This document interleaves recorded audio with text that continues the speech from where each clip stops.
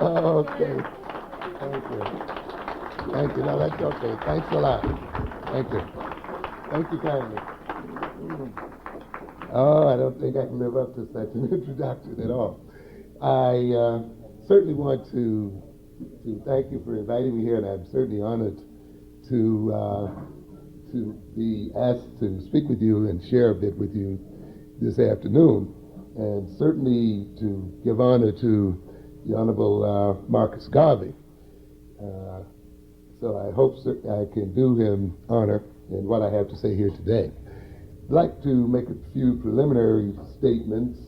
You no doubt have gotten the handout here dealing with the series of lectures I will be giving on starting on April 17th and from each Friday thereafter for 5 consecutive Fridays.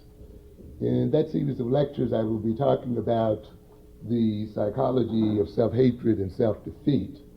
And I want to go into detail in terms of this kind of psychology because it is so crucial to our current situation. It's so crucial to how we arrived at our current situation. And it is an issue that is the psychology of self-hatred, is an issue that we have to deal with if we are to move forward as a people, because that psychology is so intimately related to everything that we do. So some of you heard some introductory statements about it on LIB radio, and some of you perhaps heard the show on National Black Network. I'm taking the opportunity in this series of lectures to be able to talk uninterrupted by the phones and to sort of give a coherent presentation of this psychology, which I think is very, very important for us to know. We will talk a good deal about how that psychology, as you can see in the first portion here, our first 2 lectures will deal essentially with the introjection of self-hatred into the oppressed African personality. Just how does this psychology of self-hatred work, and how was it induced into the African mind, and how does it operate in the African psyche? What are the particular techniques that were used by our oppressors to bring about this psychology? So we will talk about it in technical detail. The lectures will be somewhat didactic in the sense that we really want to discuss thoroughly the psychology of the inducement of self-hatred so that we can get into some form of self-understanding. And of course, so that once we learn the techniques, we can arrive at methods for, overcoming the psychology as such. I'd also, of course, like to take this opportunity to sort of plug my business over there, 215 West 125th Street, the Harlem Graphic Arts Center, which some of you, of course, are familiar with. You've come by to see us over there.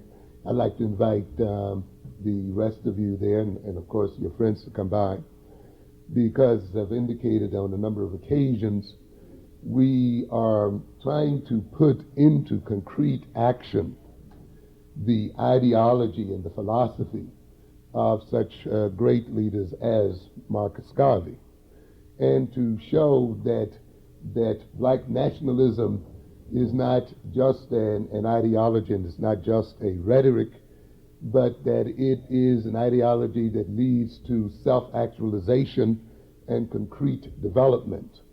We want to show then that what we are about philosophically and ideologically shows itself in concrete construction and development. We are over there trying to overthrow a number of myths, the myths that we as people cannot work together and build an enterprise that is efficient. The mythology of the so-called black business person. We're trying to establish an efficient organization there, one that provides full services. We are trying to also destroy the myth that one has to deny his or her culture in order to so-called make money or to to create wealth. You often hear many of our people talking about they're not about black power but green power, as if those two things can be really separated. The route to green power, or whatever monetary color you want to talk about, is through black power. And consequently, you will see there are efforts to try to meld wealth creation, job creation, with cultural advancement and development. And we will not hide our culture, we are projecting our culture.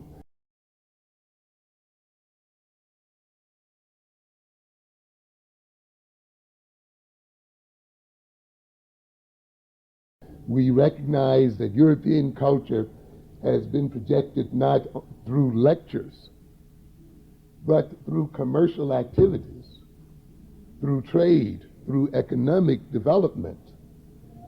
The European cultural imperialism is the handmaiden of European economic and militaristic imperialism. And ultimately then, if we are to advance the culture, we must advance the culture at all levels of our activities, which includes our commercial activities as well. It is very important that we succeed over there, because we want to illustrate that when an African votes and moves in favor of an African ideology, he's not voting for poverty, he's voting for enrichment. He's not voting for dependency. He's not voting for an empty rhetoric and an empty rage, but is voting to do something concretely about his situation. Our success as a business is one of the greatest political statements we can make. And we urge you then to help us make that statement along with other sisters and brothers who are here in Brooklyn, who are, of course, in the other boroughs in Manhattan, who are trying to do the same thing. We talk with each other, we work with each other, and we collaborate with each other in an effort to try to advance the ideology of African nationalism. So we all need your support. I want to look for a moment at what I would call the legacy of Marcus Garvey. I want to note personally that it was the reading of the philosophy and opinions of Marcus Garvey that did so much to transform my own attitudes about myself and about, of course, my people. Not that I needed to be transformed from an assimilationist or integrationist, self-hating position, but into a coherent position, into a coherent ideological position.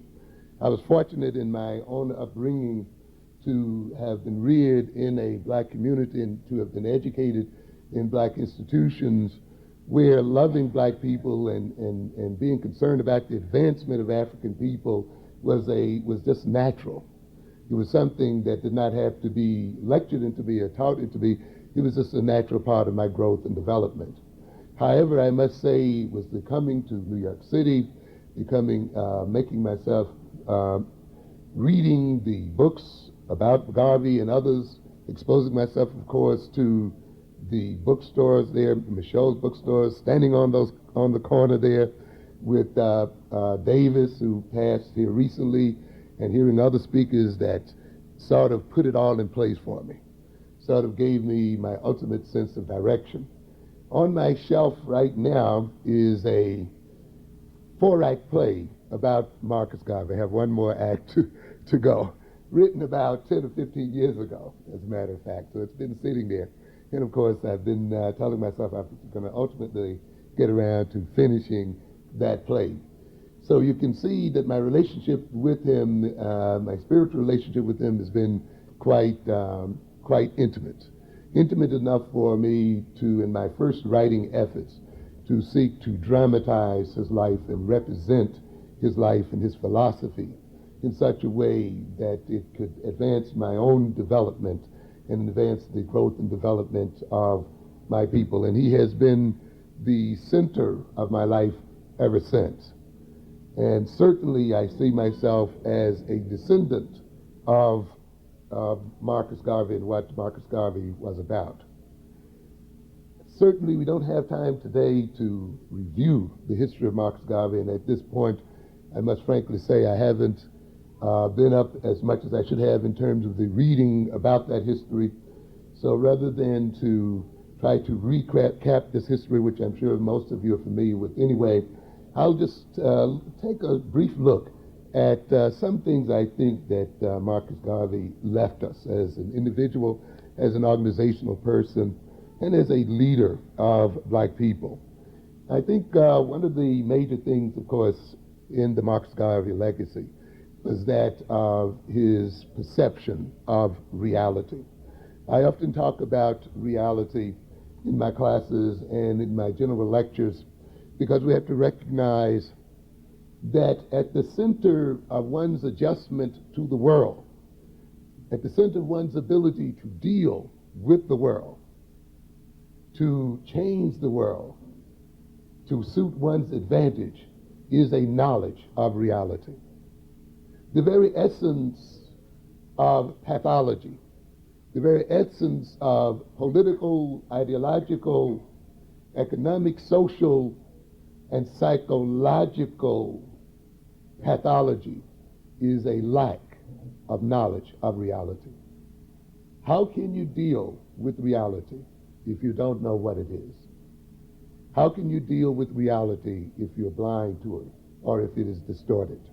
I stated in another context last week that it's somewhat interesting that the brain is locked up in the darkness of the skull, and yet the brain is the central unit that guides our behavior. And it guides that behavior based upon the information it receives from our senses. And therefore our senses must relay to the brain an accurate knowledge of reality, because this is the only knowledge ultimately that the brain gets from the outside world. And the brain, using its innate capacities, its reasoning capacities, its comparative capacities, its basic knowledge and its memory and experience, uses the information given to it by the senses to determine how the person is going to deal with reality and cope with reality, how the individual is going to shape reality to his own purposes. And therefore, if that information is distorted, then the brain determines behavior on that distorted information and the individual is maladjusted. This is the case then with the people. It is necessary for a people, if they are coping with reality, and if they are trying to advance themselves, to know that reality.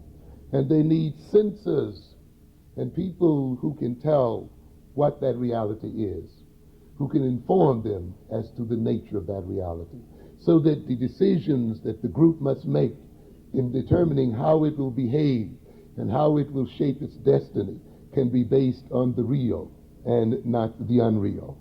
And in Marcus Garvey, then, I see this great censor, this great seer, who informed us of the real world in which we existed. Not of a dream world, not of a world of wishful thinking, not a world distorted by hope, but a world that was seen as it is. A world that was sometimes brutally projected to us as people so that we could use that knowledge to advance our interests as such. And this is a legacy from Garvey that we must continue. Regardless of our pain, regardless of our discouragement, regardless as to what may be going on, we must be determined to look reality in the face and to use that reality as a base and foundation of our behavior.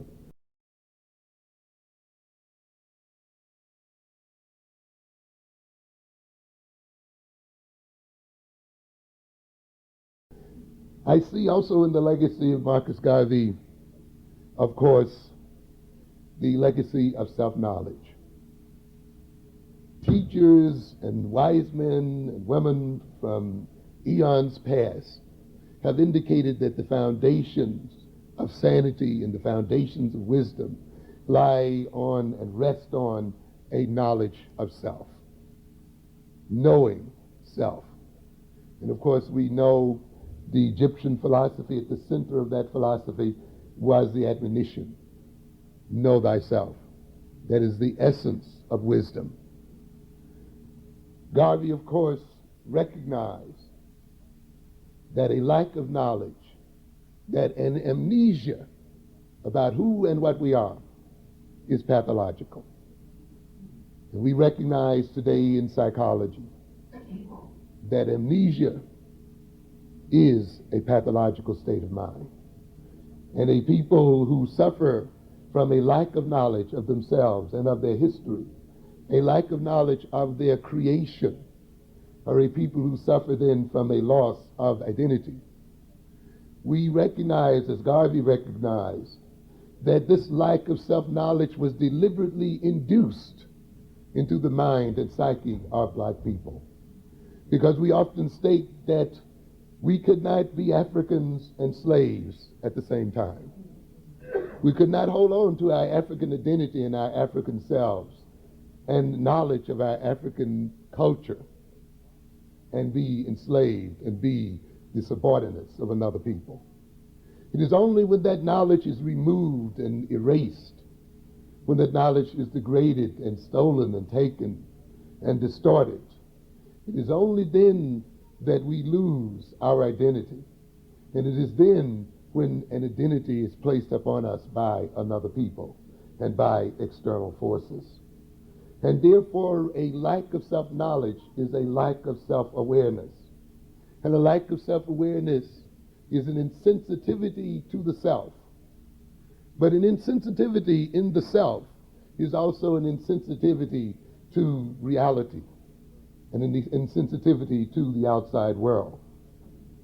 And without the sensitivity of the outside world and the self, we are left to blindly stumble from one point to another. Ultimately, self-knowledge, in its deepest sense, is a knowledge of others.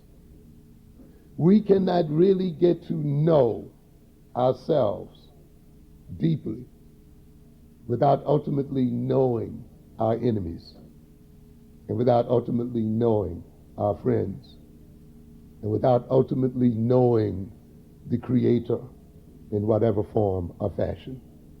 Because to get to know the self ultimately involves moving beyond the self and seeing the world from the vantage point of universalism. Consequently, we see in Marcus Garvey then, in his efforts to rescue us from the pathology of racism, putting a major emphasis on self-knowledge and self-knowing.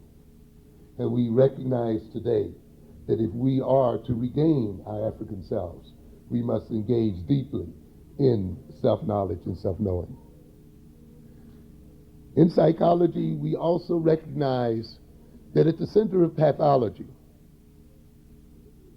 is the individual's inability to control himself. One of the amazing things about the human mind, when you look at it from the point of view of the so-called unconscious, is that the individual who does not know himself, the individual who does not know reality, the individual who escapes from self-knowledge, is an individual then who does not know the roots and basis of his actions. He is an individual who seems to be determined by external forces or by internal forces of which he has little or no knowledge. He is often constantly puzzled by his own behavior. He's often a wonderment to himself. He struggles against impulses and desires and wishes over which he has little or no control, because he has, in his escape from self-knowing, in his escape from reality, conceded his self-control and given it over to someone else. In releasing his identity and permitting another to place an identity within his psyche, he is at the same time then placed in the hands of that other the ability to control his behavior. So consequently, we see in Marcus Garvey then that if we are to control our destiny, we then must control ourselves. We must enter into a phase where the control of our behavior comes under the domination of our will. The essence in many psychotherapies is to make the individual aware of the unconscious forces, the unconscious wishes and impulses that are determining his behavior against his will. And in making these forces conscious, the individual can bring them under conscious control. The individual can bring his behavior under the dominant control of reason and logic. He then is not a victim of his emotions. He's not swept by emotions and feelings only, but his emotions serve his interest. His emotions are his handmaidens, and he is not the one who's just swept along helter-skelter by feelings and impulses. And we see then in Marcus Garvey the ultimate psychotherapist, the psychotherapist then who is revealing and who revealed the unconscious controls, the controls that were implanted outside of our consciousness by our enemies and by our oppressors. And yet, despite their being outside of our consciousness, they were manipulating our behavior to our own disadvantage. And in bringing those unconscious forces into consciousness, he then made it possible for us to bring those forces under our control and under our rule and under our logic and our rationality and under the control of the ideology of nationalism. And this is a legacy then that still lives today. Often we see in the neurotic individual, in the pathological individual, an individual who has little self-esteem and little self-acceptance. The acceptance of reality, which I referred to at the beginning, ultimately must be the acceptance of oneself. The acceptance of reality, as Marcus Garvey recognized and projected, ultimately must mean the acceptance of our Africanicity, the acceptance of the fact that we are an African people. That seems a bit simple when we state it, and it seems a bit obvious. However, when you're engaged in psychotherapy, we recognize that sometimes you have the patient who comes into the office who is intellectually aware and can quite often lecture the therapist in terms of theoretical ideas and the theoretical ground for his therapeutic work, but who has not recognized and not confronted himself emotionally, who is not really in his heart accepted what he knows. So what I'm saying here, while we may recognize superficially and intellectually that it is important that we accept the reality of our Africanicity, we must recognize deeply in our hearts, in the very bottoms of our psyches, our Africanicity. To a good extent, a lot of the pathology of the African people today is this vain hope that somehow we will be able to escape our African heritage. That somehow the white man will become colorblind and will not see us for who and what we are. That somehow we will be looked upon as some kind of abstraction, as just a man, not as an African man, not as a black man, but as a man, as a human being only, without culture, without recognition, without identity. And too many of us want to shed our Africanicity for this kind of bogus, abstract existence, which is no existence at all, which is the ultimate acceptance of invisibility. We must recognize that we are an African people and we will be an African people to the end of time, and we must accept all that goes with that.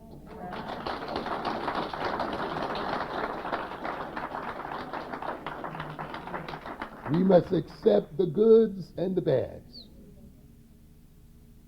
and all of the possibilities that goes with being African. We must accept the fact that this white man is never going to accept us totally, and get used to the idea. Hope is a wonderful thing in some senses, but it can be pathological in others. The neurotic individual uses hope in a pathological way. He lives in hope and does not know when to give it up. There's a time that hope has to be given up. When one looks at reality and recognizes reality for what it is, and one accepts certain aspects of that reality and moves on it. The hope that this white man is going to accept you as his own is one of those hopes that you must give up. The hope and the dream that you're going to be holding hands with little white boys and girls, and that the white man is going to feed your children before he feeds his own, that he's going to clothe you before he clothes his own, that he's going to give up his ill-gotten gain and wealth in the name of some kind of bogus brotherhood or classless society is a vain hope. Give it up. Turn it loose. And when you turn it loose, then you will see a growth and development of self. It would mean then an acceptance of self. And we see this then in Marcus Garvey as he got us to accept and tried to get us to accept the reality of ourselves and the reality of our Africanicity. He recognizes, we must recognize again today, that we cannot get self-acceptance through the acceptance of another people. That self-acceptance can only be achieved through the self. We must not wait for our enemies to approve of us and to so-called accept us as a way of accepting ourselves. Because, ladies and gentlemen, our enemies, their very lives, their very way of life depends upon our non-self-acceptance. And if the foundation of their very culture and the foundation of their very economics and social system and political system is one that is founded upon the subordination of black people, then you must recognize that they are not going to give that up. For it would be like giving up their very lives and their very existence itself. And therefore, for us to wait around in the vain hope that through their acceptance we'll come to accept ourselves is to wait for nothing, because we will gain nothing as a result of this kind of illusion. And we see then in Marcus Garvey and in his legacy a confrontation with self-acceptance and what all and all that implies. He helped us to accept ourselves, of course, through a study of our history and in a study of our past. But as I will emphasize a bit later on, we will see that he did not get stuck in history, that he was very much in the present and very much into the future. He recognized, as we must recognize today, ladies and gentlemen, that we cannot advance the interests of our people through the imitation of our oppressors. Sort of reminds me of that movie, Imitation of Life. Assuming that the oppressor represents life. And of course, one of the things that we must recognize is that our oppressor represents death. That our oppressor is deadly. One of the things that impressed me most when I went to graduate school and then really had my first real contact with the white education establishment. And one day I was leaving the university and I could just kept repeating to myself, these people are dead. You know? they're dead. There's death around them somewhere. And which is the reason why they are deadly as a people. And the reason why every advancement in knowledge for them is an advancement in the knowledge of destruction. And every advancement in knowledge is an advancement in the ability to kill and destroy the earth, and to kill and destroy nature, and to kill and destroy others, and to rape and rob the earth of its wealth and of its people and of its life forms. So deadly until now they are having great difficulty even reproducing themselves. At the very center of their lives is death and destruction. We cannot imitate a people who are our oppressors, and we have this kind of silliness that goes on in the system today. You're going to complain on one hand about these racist people, about how they enslaved us, but how they exploited us, how they discriminate against us, and how they do this and how they do that, and then turn right around and see their behavior as something to be emulated, and to see their behavior as something to be imitated. Ladies and gentlemen, if you imitate your oppressor, if you identify with your oppressor, then since your oppressor treats us with disdain and degradation, and treats us with destructive impulses and desires, then will not the imitation of this oppressor mean that we would engage also in self-destruction and in self-degradation? If we behave the way our oppressor behaved, then won't we also engage in self-oppression? If we think the way our oppressor thinks, then won't we think about ourselves the way the oppressor thinks about us? If we talk the way our oppressor talks, then won't we curse ourselves the way the oppressor curses us? And when we ride these subways day in and day out, and we look at the behavior of our peoples in these communities, we can see a people imitating their oppressor. And in imitating their oppressors, they perform the work of the oppressor in terms of self-destruction and self-abnegation. Imitation of the oppressor then is equivalent to the treatment of the self and one's fellows as the oppressor would treat us. It is equal to the treatment of the self and the group in a destructive manner. It equals the lack of self-respect and respect for the group, since the oppressor lacks respect for us as individuals and as a group. If our oppressors exploit us, then the imitation of our oppressor means self-exploitation. So consequently, you see in the legacy of Marcus Garvey a moving away from the imitation of our oppressors and a moving toward the identification with all that is African. Marcus Garvey, of course, recognized as well that we must, as people, love one another. And as all great teachers have taught, love is the foundation for any group's cohesiveness and unity of purpose. Love is the greatest inhibitor of aggression and internal conflict. It is the means by which the group cares and shares for itself and shares its resources. It is the means by which the group harnesses its resources and defends itself against the incursions of its enemies. We have a philosophy here today, ladies and gentlemen, that only permits love to take place often in terms of people outside of ourselves. in terms of people external to ourselves. At the center of the integrationist movement is this conscious and unconscious ideology that if we can get our enemies to love us, then we can get around to loving ourselves.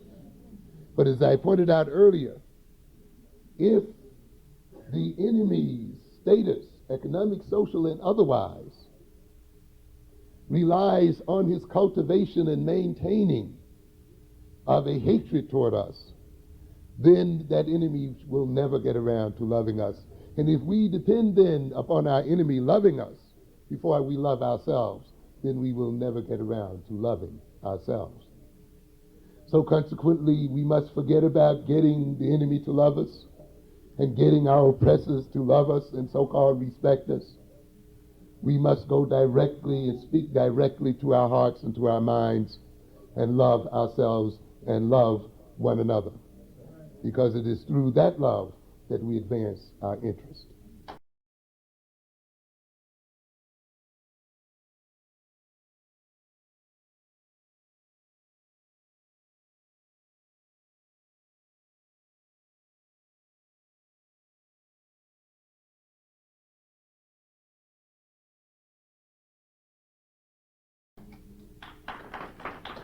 When we look at the legacy of Marcus Garvey, we see again an emphasis on productivity.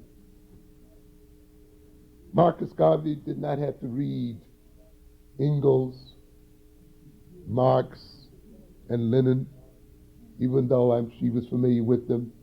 He did not have to read those to recognize the intimate relationship between the means of production and the character of a people, to recognize the intimate relationship between the nature of the economic relationships of people and their social relationships one with the other. It was apparent in his observing of our people across the world. He recognized, as we must recognize, that social character to a significant extent is determined by the nature of social relations and of labor relations. He recognized ultimately that the eating at lunch counters with our enemies, the sharing of hotels and beds with those enemies, the marrying and sleeping with their daughters would not advance our interests ultimately as a people. That consuming their products would not ultimately rescue us from subordination. Ultimately, freedom and independence is founded on production, upon the creation of employment, upon the creation of labor, and the creation of products for our own consumption. When we look in the world today, we will see that the powerful nations and the powerful people are producing people, not consuming people. As I've often said, you cannot consume yourself into equality. You cannot consume yourself into power. Those nations who depend upon consumption will see that as they consume the products of others and do not produce themselves, they will be consumed by others. We see that now happening right here in the so-called United States of America. We hear the people now in Congress and other places belly aching about how the Japanese closed out their markets and how we cannot sell in the Japanese markets, but how the Japanese invade this market. The economists now know that this country is living on borrowed time, that it is spending beyond its means, that its so-called Reagan prosperity is a bogus prosperity that is dependent upon the input of foreign nations, that Japan, to a good extent, along with a couple of other nations, is financing the consumption habits of the United States. And at some point, we are going to have to face a moment of truth. And we, as African people, must recognize that we are going to be caught in the very jaws of this moment.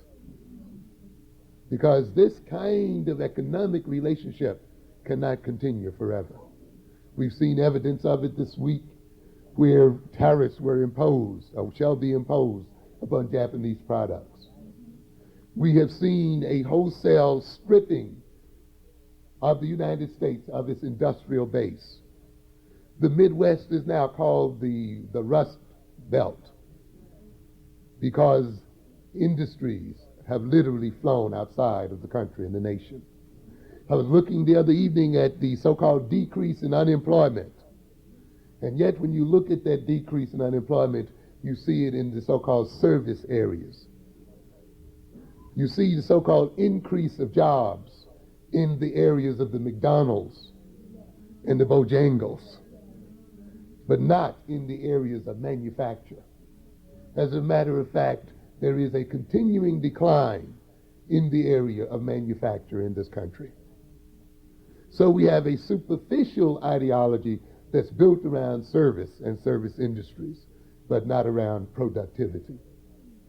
And now this white man is recognizing that in this nation, he has got to do something about it, or else he will fade.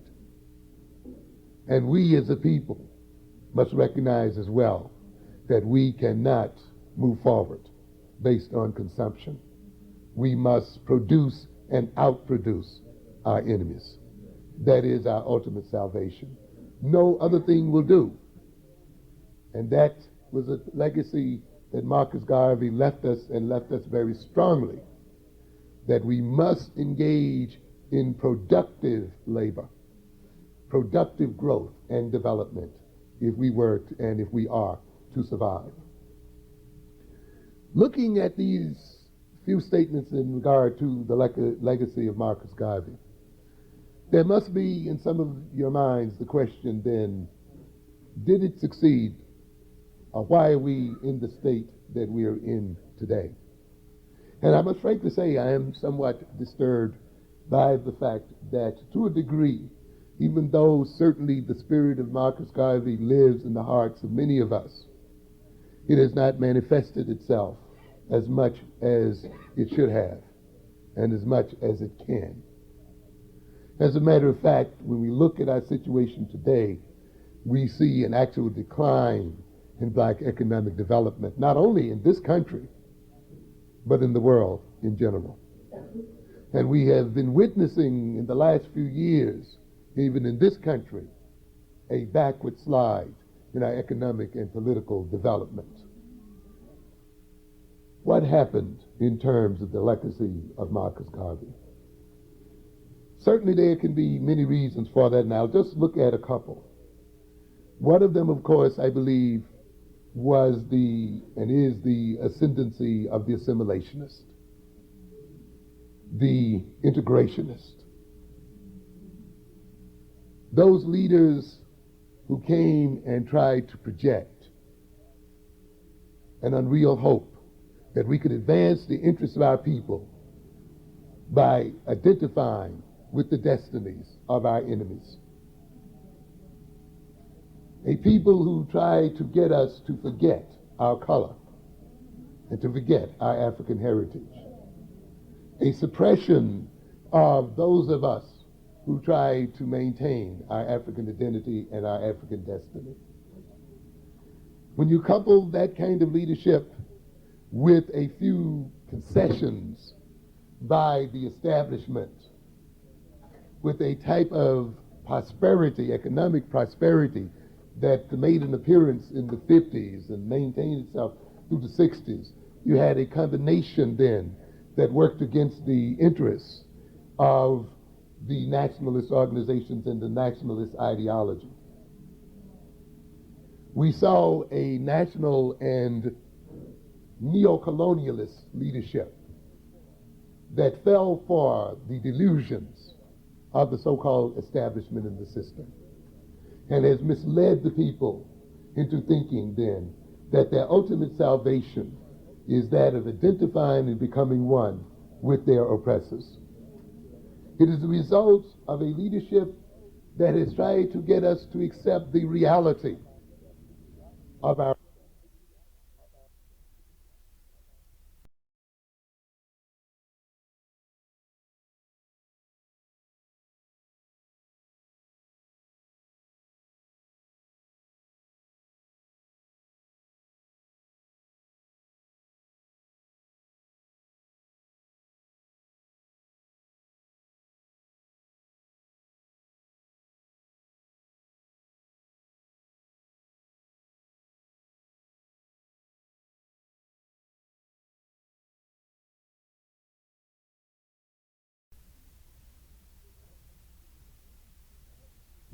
The thing I have to deal with daily in my classrooms is the amount of lying that must take place in the name of education.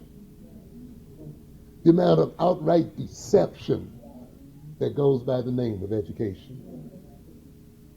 How truth must be nailed to the cross in classroom after classroom. How people tremble and quake and suffer from anxiety when truth and reality is brought up by their teachers. How people are pushed out of the universities and punished because they dare talk about truth. How people think that they should go to school only to be made comfortable.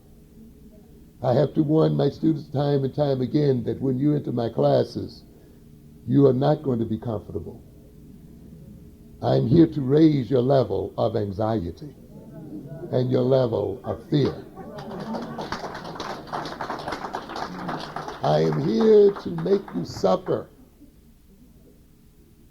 Because if you're in any class, particularly a social science class, and you're comfortable, chances are you're being lied to. Because it is in these classes that you must attain a confrontation with yourself and with reality. And you must attain a confrontation with the lying world that has created you in terms of who and what you are now. You must confront the nature of this beast called education, of which you are a part, and how it is going to transform you into a beast. And how you then must be conscious, become conscious of what it is doing to you and against you, so that you may escape its destiny that it has planned for you. And each day then I sit in the class, mixed, Asians, whites, and blacks, Hispanics, and sometimes it's an exercise in twisting and turning and, and squirming, because I dare talk about slavery, because I dare talk about colonialism, because I dare talk about the sickness of Europeans, because I dare talk about the lying, deceptive, and devilish nature and the pathology of the people who now rule this world. And because I dare talk about the irony of where two white men sit down and determine the destiny of a world that's over 90% colored. And where I dare tell them that they sit in these classes and they let these whites and their education brainwash them and propagandize them into servitude, and how their education is an education into ignorance. But if we are to rescue our children and our students and our people, then these unpleasant issues must be dealt with forthrightly. When we deal with then an assimilationist leadership that sees the solution to our problem as getting our children more soundly educated in these lies, then you are going to see a decline and destruction of African people, who thinks that their salvation is one of being educated by the very people who've destroyed them in the first place. And you have a paradox there. Why is it that the arbiter of truth, the validator of truth, are the very people who've lied to us most? You know, often I have to remind my students and my audiences that if I say something, you have a hard time believing it, and it's strange. A white man comes in saying you believe it right away. You have to be conditioned to accept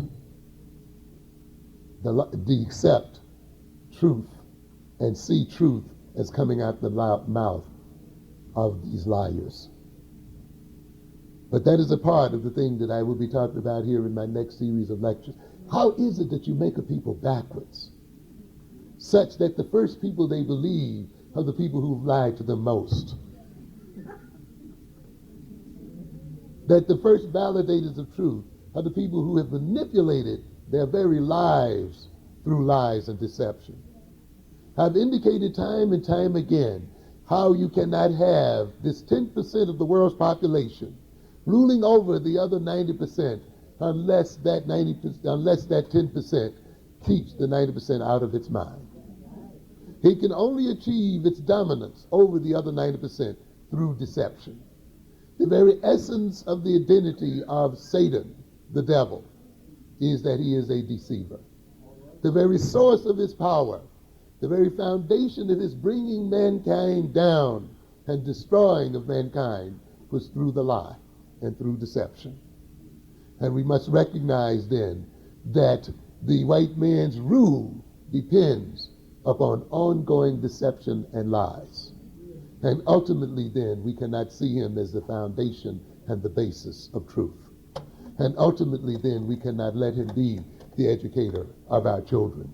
And ultimately we cannot let the reality that he projects become our reality. For he is sick of mind and sick of heart. He is deceived by his own lies. And therefore the reality he projects must be a lying reality. He suffers and he is deadly.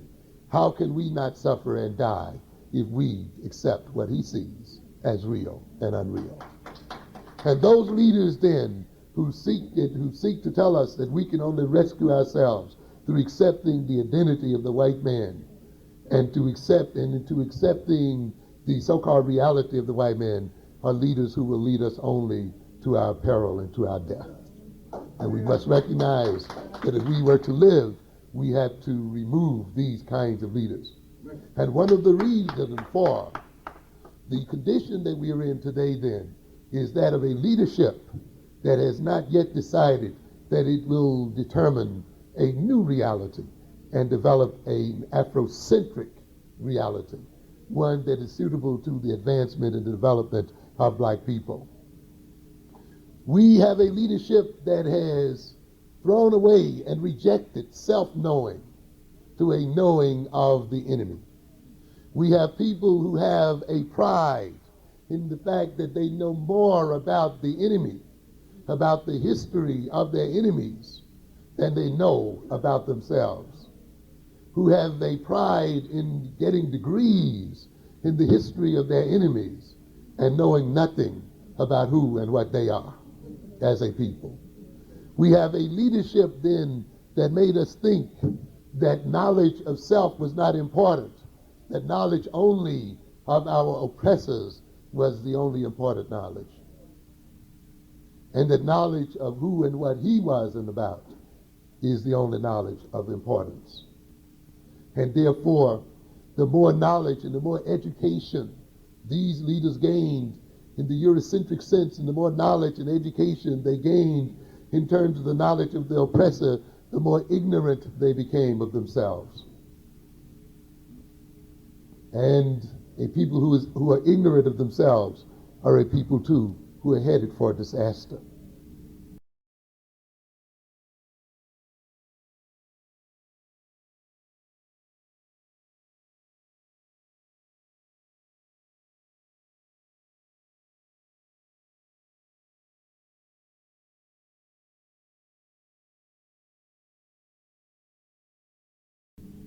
We have a leadership that sought to get us to accept the status quo or the control of the world by the European.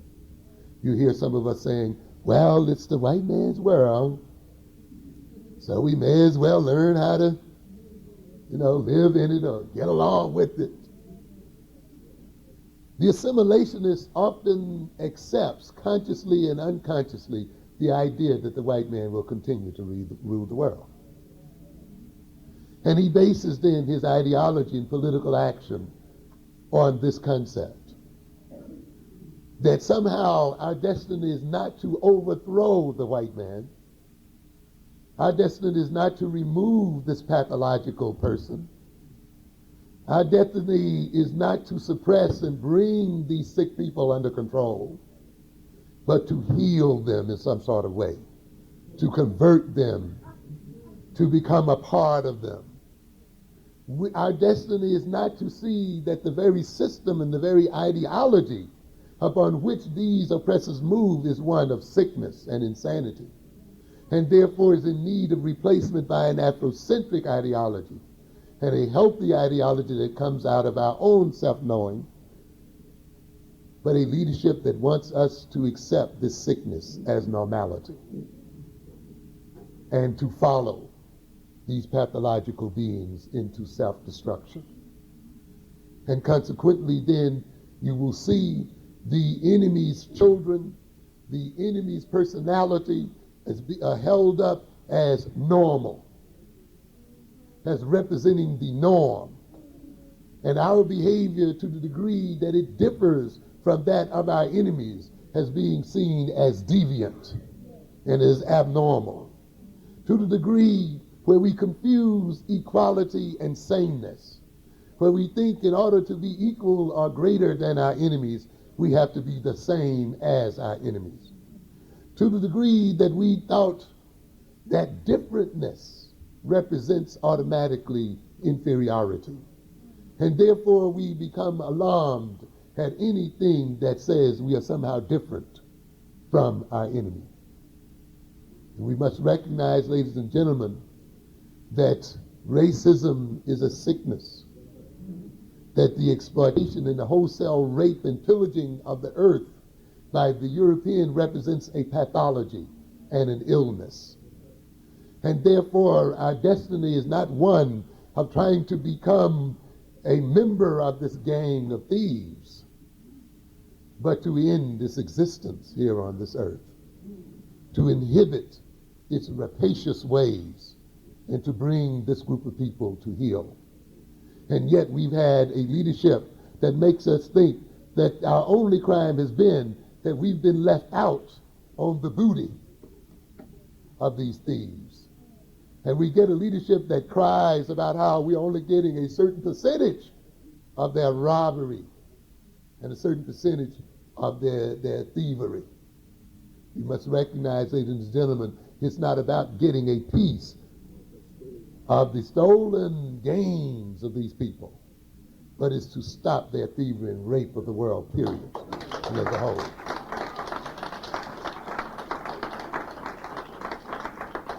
So it is not about being left out of the mainstream, ladies and gentlemen. It is about bringing into being a new world order. We had a leadership, as I implied in our first statement, and I'm still talking about how we moved away from this Garveyism, that in its ascendance could not love itself except that it was loved by whites. To a good extent, the assimilationist ideology was one as represented in their Supreme Court struggles that said that black children could not love themselves until they were loved by white children. That the self-hatred that was found in black people was a result of the fact that their masters did not love them. That the lack of self-respect was a result that we were not respected by our oppressors. And therefore, we put our children into school with them very early in life, that they might then get a chance to see that we are really human, that we were just like they, and that then they could come and accept us as they accept themselves. And if they come to accept us as they accept themselves, then we would come to accept ourselves. A very curious kind of ideology and psychology that lays the basis of self-acceptance on the acceptance of our enemies. And therefore, we've been waiting for these last 100 or 200 years for our enemies to love us, for our enemies to accept us, so that we can get around to accepting ourselves. But often I ask the question, what if they never get around to accepting us? What if they never get around to loving us? A people whose love is based upon external sources and who must get around themselves through the love of external people are a people then who are under the control of those external forces and external people. A people who have no will and destiny of their own. A people who ultimately then are reactionary in nature, whose major concern is the attitude of their enemy, who are obsessed, who are compelled to look at their enemy and study their enemy day and night, who make a scholarship of looking at the every move of their enemy and reading the every scintilla of body language of their enemy as a way of determining their own behavior, and therefore never get around to themselves and knowing themselves and accepting and loving themselves. And we've had that kind of leadership. Looking at a minuscule population in the world, a 10% population in the world, as a cue as to how they themselves shall behave. It is a case then of the tail wagging the dog, where the small group of people wags the rest of the world, because the dog is obsessed with trying to catch up with his tail. This leadership then has robbed us of the Marcus Garvey legacy. We have a leadership then that has sold us conspicuous consumption as a way of salvaging our egos, that makes us think that we will be equal to the white man when we can drive the same cars and have the same jobs, when we can sleep in the same beds and buy in the same neighborhoods. A consumer equality. Not an equality of ownership, not a real equality based on wealth. You got a leadership that talks to us about equality of income. And as I've often pointed out before, there is a difference between income and wealth. We will not be equal to the white man when we have an equal income, ladies and gentlemen. Because you see, you can get an income from a salary, but you can also get an income from the ownership of resources. A man can have $1 million worth of land and get an income of $10,000. And a man can get an income of $10,000 working for someone else. And even though you say they have an equal income, they are not equally wealthy. And so you have a leadership then that has sold us on income equality, but not wealth. That means that that's a leadership that's going to look at income instead of the control of African property, instead of the ownership of African property and the ownership of African wealth. A leadership that looks at the amount of consumption as a gauge of its equality, looks at the degree to which it can consume as much as its master as a basis of equality, and not the degree to which it owns its means of productions and has control over its own inherited wealth. And we've had that kind of leadership, and thus we've seen then African people the world over, in this country and on the continent, give up the very basic wealth of their lands, their own lands, and their very basic real estate to their enemies for a few pennies and for materials that fade away and are corrupt and corruptible. We have a leadership then that is not concerned with developing its own productive capacities, but merely with getting a job and being identified with the productive capacities of others, with literally marrying the enemy and thus trying to achieve the status of the enemy through marriage instead of through strength and power. We have seen then this assimilationist leadership which came to the fore and has pushed back to a degree the nationalist leadership, reigned over then the decline of African peoples the world over. The decline in African education, the destruction of the African family, the retardation of African technology, the decline and retardation of African economics, the rampaging of our community by drugs, the colonial occupation of our community by foreign police forces and others who are not members of the African community. When we look then over the past 20, 30, and 40 years, we've seen an assimilationist leadership that has brought us to the terrible moral and economic, social, political, and educational impasse which we are complaining about today, that has made us now face the Howard Beaches and the other kinds of disasters that are occurring daily, that are making us see then racism rear its ugly head in a very direct way on the campuses of Columbia University, the campuses of Massachusetts, the University of Massachusetts at Amherst, Michigan, the so-called bastions of white liberalism. We must recognize, ladies and gentlemen, then, that we cannot put our faith in the goodwill of our enemies. We can only put our faith in our own strength and power. And a leadership then that depends upon converting the white man is a leadership that is placing us in a very perilous situation, and is a leadership that ultimately is placing us in a position to be destroyed.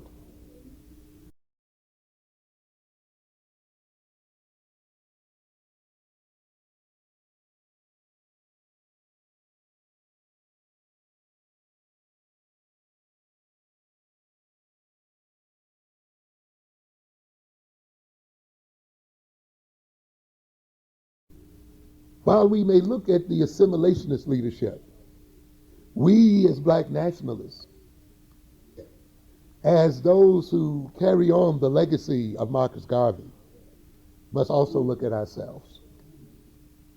While we may gloat to a degree in the failures of the assimilationist leadership and show them the squalid outcome of their leadership, how they fought for equal housing, and how now a major problem is homelessness, how they fought for integrated schools, and how our major problem is dropoutism, how our major problem is illiteracy, how they threw their bodies before tractors and threw their bodies before traffic to get us into the colleges and universities. And we find, again, our major problem now is the decline of black students on the university level, the decline of black teachers on college campuses, the decline of black teachers in the schools, period, and the decline of the education of black people as a whole. How they struggle to get a justice on the Supreme Court, and how we face injustice every day in the courts of New York City and the world over.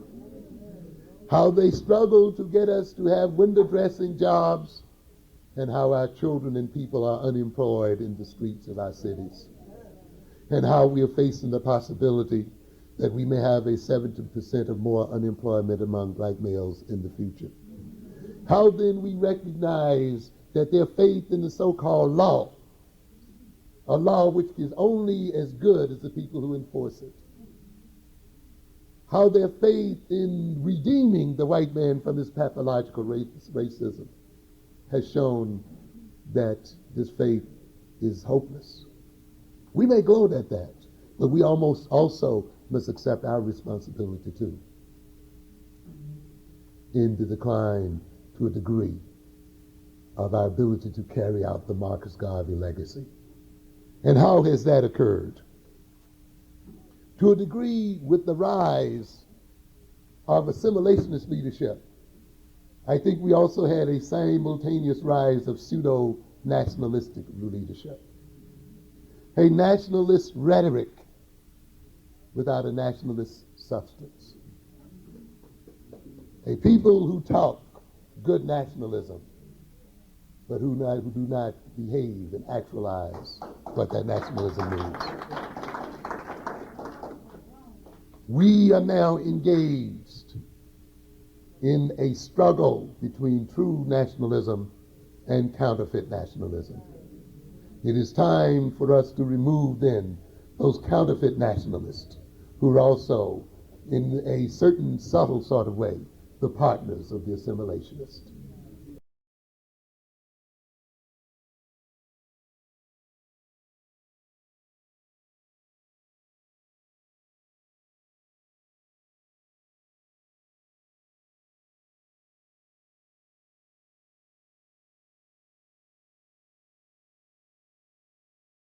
Let's look again at the nationalist who is true to his cause.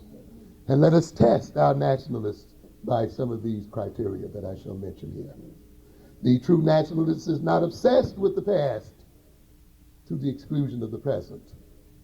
We have some nationalists whose heads are on backwards, and they can only look into the distant past And they look so far, they look so far in the past, and they're so concerned with the past until they stumble over the present and cannot see what is coming in the future. They grovel and revel in the great glories of the past through the absence of the future.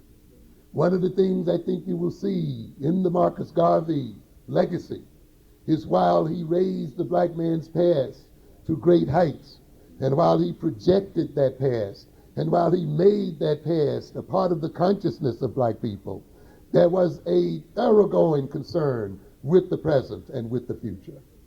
There was a thoroughgoing concern with the construction of now and the construction of the future. There was not merely then an ongoing and exclusive and compulsive concern with things that were, and not with things as they are and things as they can and shall be. The true nationalist is forward-looking and futuristic. I see too few conferences, few people concerned about the future, even nationalists. What is going to occur in the year 2000? What will be the condition of the people in the year 2050, 2100? What must we do today to secure the survival and the advancement of African people the world over? What must we do to fight off the threat of the Asian takeover of the world? We're not only confronted with the white man today, ladies and gentlemen, we also confronted with other people in the world today. We are confronted then with a rise of Asian civilization as well. Are we to throw off, or are we to see the death of European civilization only to fall under the yoke of Asian civilization? We can look out in our streets today and see it coming. It is around us everywhere.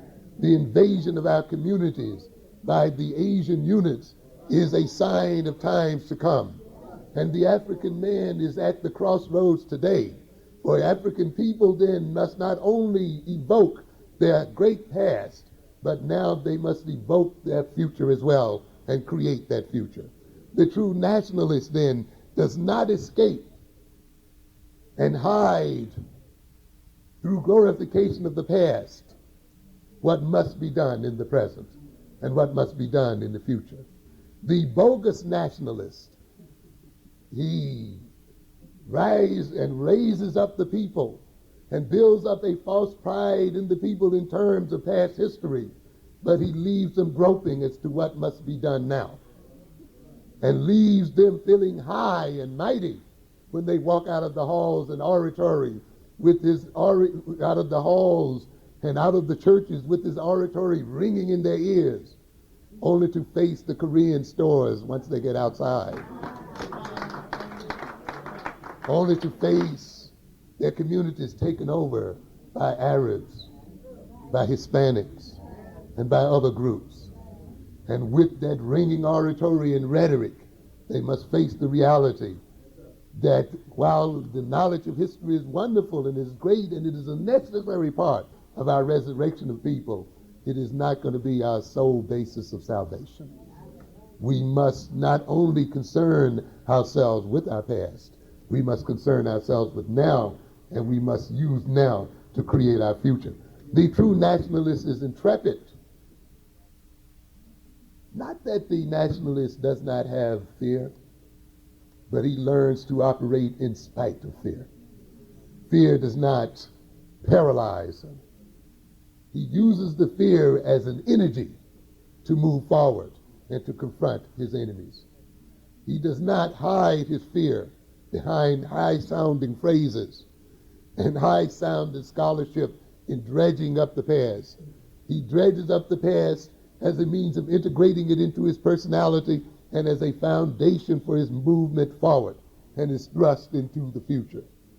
He does not then put forth a kind of pseudo game that I see many of our nationalist people putting forth here. A people who sort of participate with the establishment, who sort of arouse the revolutionary fervor of their audiences, but when you stop and think about it, have left you with no real tools and techniques for dealing with our current problems. who do not project the future and what it will be like. The true nationalist is entrepreneurial. He's building something. He's constructing something, and we see that in Garvey. Not just a concern with the past, not just an identification with Egypt, not just an identification with the great African empires of the past, not just picking up little detail upon little detail of some African past, but of a sound movement forward in concrete brick and mortar construction, a sound hands-on development and actualization of African ideology and of African political ideology and political development. He is one who then thrusts his fear aside and moves forward. The true nationalist not only respects his ethnic heritage and the glories of his ancestors, but is equally, if not more, concerned with the inheritance that he's going to pass on to his children, with the legacy that he's going to give to his children. We have people who go, scrape their monies together, give it to Pan Am, give it to the Arabs, jump out the plane, bow and scrape and kiss the earth, just to salve their own wounded ego. But when you come and say, give that $1,500 to the feeding of your children, to the educating of your children, to the creation of jobs for your people, to the gaining of control over real estate, and gain of control over your wealth, somehow they're not able to make those sacrifices. They're willing to worship the pyramids of 2,000 and 3,000 and 4,000 years ago, but will not build pyramids in the present so that their children may see what they left behind as well. We have then a people who then get caught up and make the people look at the past glories but leave their own children neglected, who will give great analytical and oratorical dissertations on the inadequacies of Eurocentric education, and yet will not contribute one penny of their monies and their times to the construction of their own schools, who year after year will spend millions and give it away to the others, but will not give it to their young. That is pseudo-nationalism, ladies and gentlemen. We see the true nationalist in the guise and in the person of Marcus Garvey, in the person of the Honorable Elijah Muhammad, who not only complains about the nature of the education of black children, but who does something about it, who builds the schools and builds the universities, who constructs and instructs as a part of his nationalist mission. As the Bible says, you can tell a tree by the fruit it bears. Look not only then at the words, at the scholarship, at the dredging up of the past, but look at the fruits of the labors of your leaders. See what real and concrete comes from their words. The true nationalist is not obsessed about the destruction of his civilizations, about the cruelty of his fate, and about the devilishness of his enemies. Certainly he analyzes those. He looks at it. Certainly he laments the destruction of black civilization and the falls of our empires and the falls of our kingdoms and our fall from grace to a degree. But he does not become traumatized by those falls and by those destructions. He does not become obsessed and compulsive about their analysis. He looks at them, he learns from them, he integrates them into his personality, into his ideology. He swears never again, and he moves forward. And he uses that knowledge to construct a new civilization. He looks at the mistakes of his ancestors.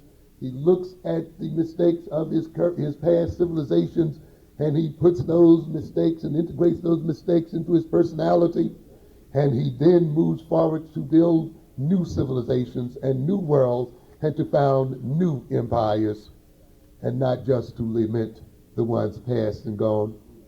He does not exclusively study his past, but seeks to study and determine the future. He opens himself up to all kinds of knowledge and information as a way of getting to know reality.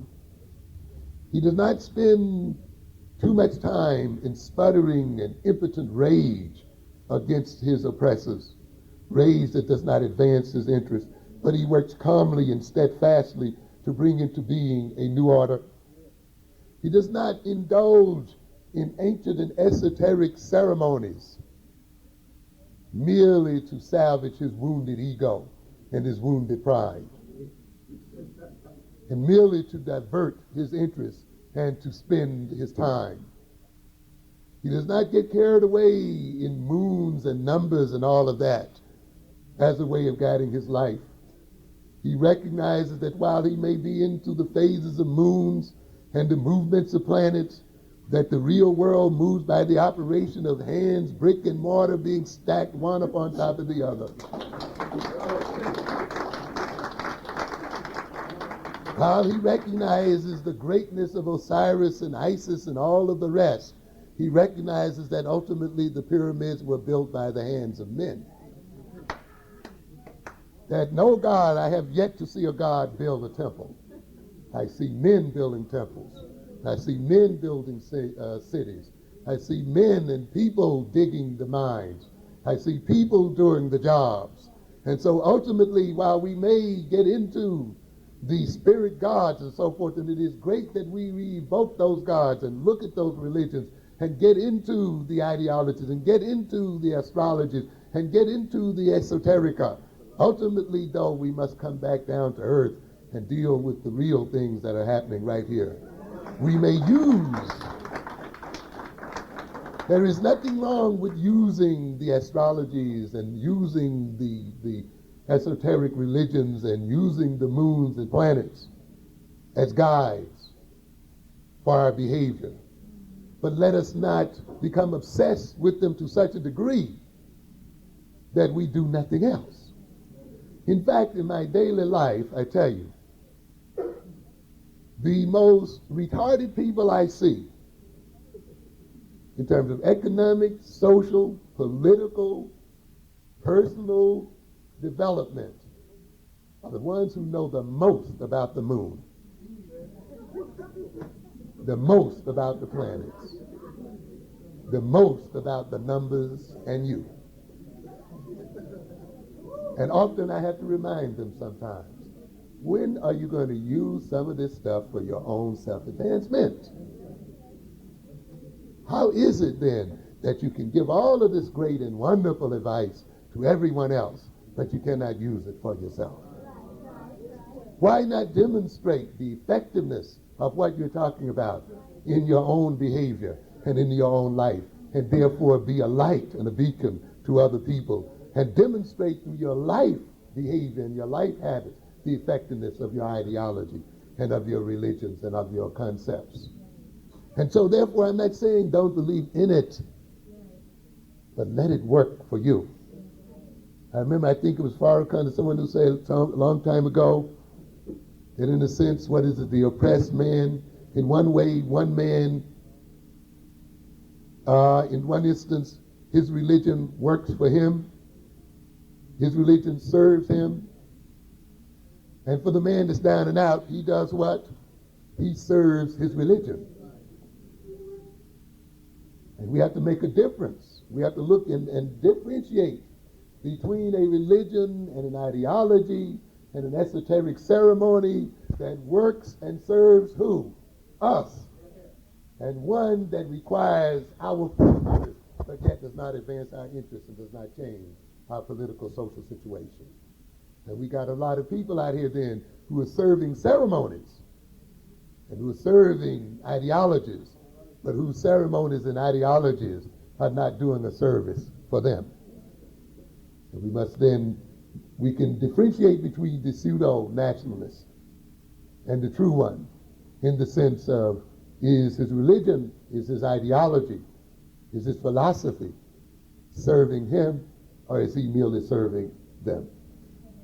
We must recognize, while it is fine to worship the ancients, and while it is fine to praise and respect our ancestors, we must not become so obsessively worshipful and so obsessed about their respect that we refuse to see about our own children, that we refuse to become great ancestors in our own right, that we refuse to take care of our future.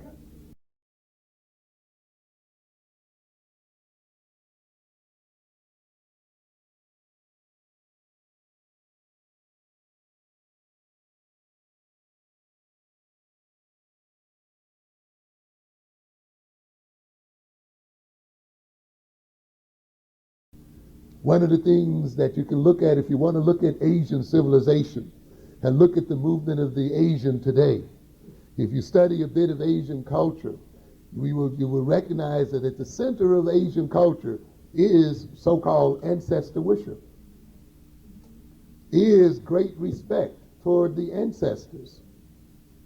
At the very center is a large and huge and long history built around tradition. But one of the things that puzzles Western man and puzzles the European as he looks at the Asian is, how is it that the Asian, though he respects highly his ancestor, and though he engages in ancestor worship, and though he is exceedingly traditional, he is at the same time technologically his equal and technologically in advance of the European. And he shows then very clearly that one can still respect and love and worship the ancestors, and yet one can still be very much into the world of today, and one can still very much move in advance technologically and otherwise of his or her enemies. That the worship of ancestors, that the respect for ancestors, that the respect for tradition does not imply then that we cannot concern ourselves with the immediate and with the future. And the correct worship of ancestors and the correct praise of tradition is the foundation for an advancement in the future.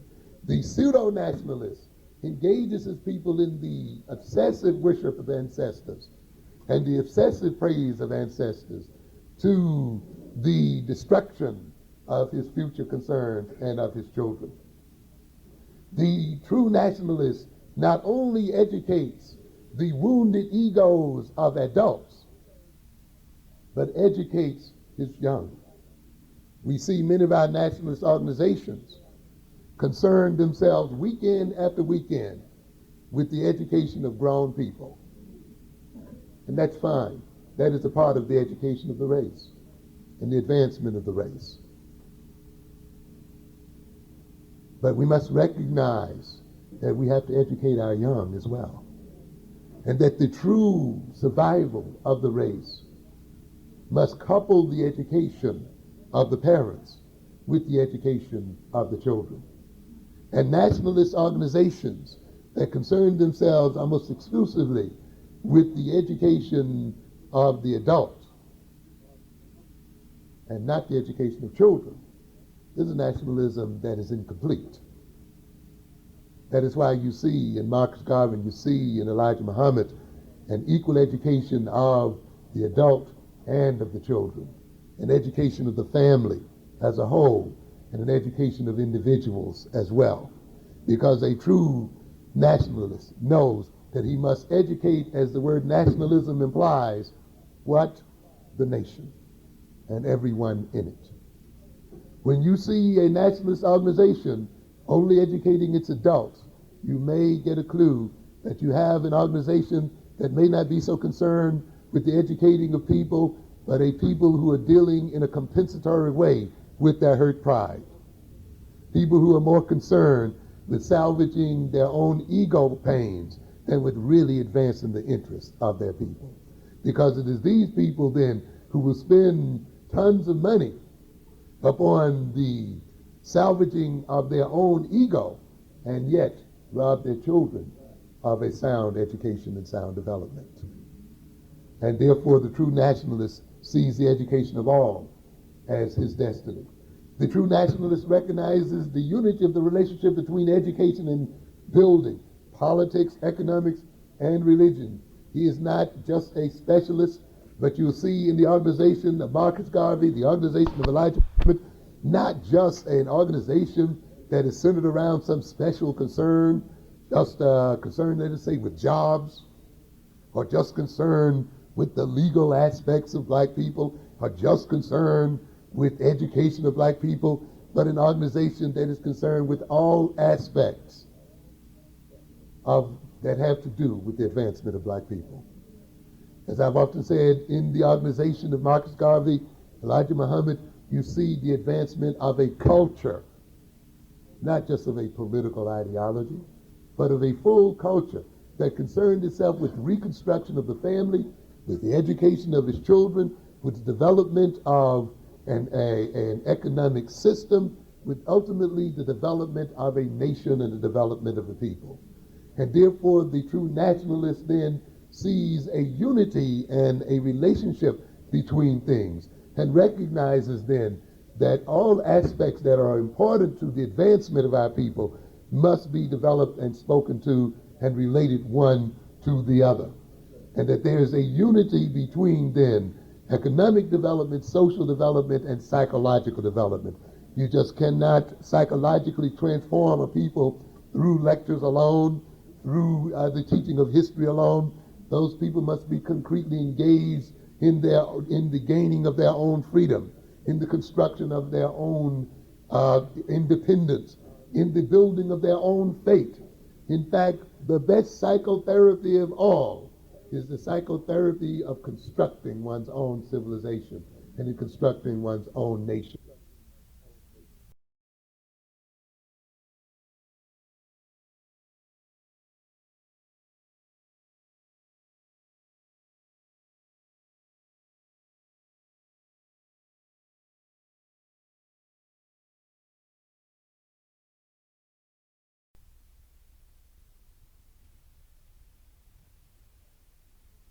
The true nationalist recognizes that the necessity of building a national government and a national and an international government as well.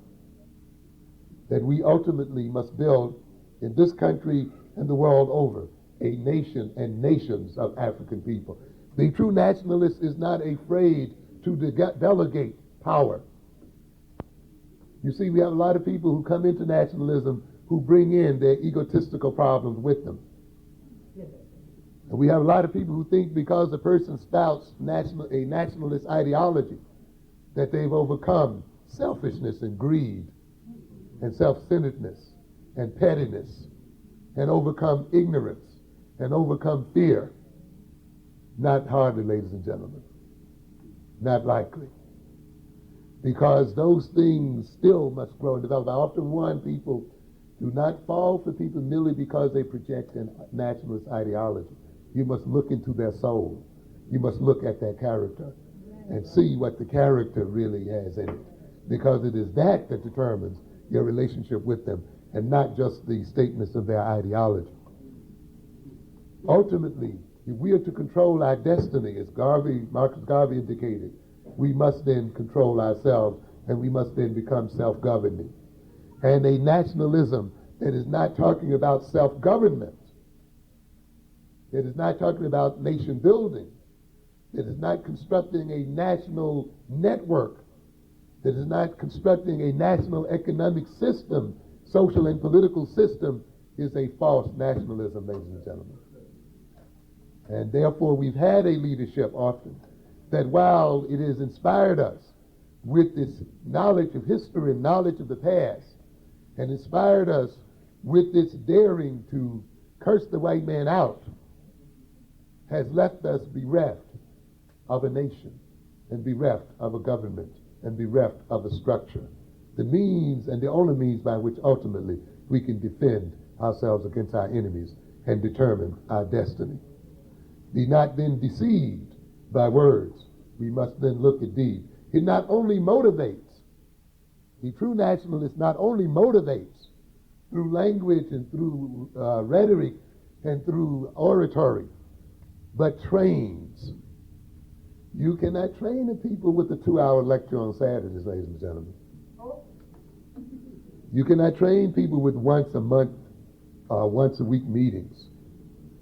You know, I often get people talk about, they ask me, why do we do this? Why can't we just do so and so and so? You know, and they throw their hands up in exasperation. Why do we behave in this way or that way? Can't we see? You know, you get this kind of thing here that goes on. Then you get the question, what must we do in order to do so and so and so and so? And of course, often that question is asked with the expectation that some kind of magical formula is going to be handed out. You know, just say abracadabra and things will change, you know. Make a few passes across your heart and, you know, do that and this. It's going to change. It's not that way. You do what every other people have done. What do you think these schools are for out here, ladies and gentlemen? What do you think the colleges are here for? What do you think the various institutes are here for? They're here to train people to behave the way they are expected to behave. You don't leave it to happenstance and circumstance for your people to behave the way they should behave. You train them to behave the way they should behave. That is why you build schools. The European, the Japanese do not ask why don't their children behave this way. They train them to behave this way. They inculcate them, and they send them to school when? Once a week, 2 hours on Saturday? Every day, throughout the summer, every evening. That's what school is about. They spend more time with their teachers and with their trainers often than with their parents. This is what you do. If you want your people to behave correctly economically, then you have to educate them economically. If you want them to behave in a family sort of way correctly, then they have to be educated to be familiar.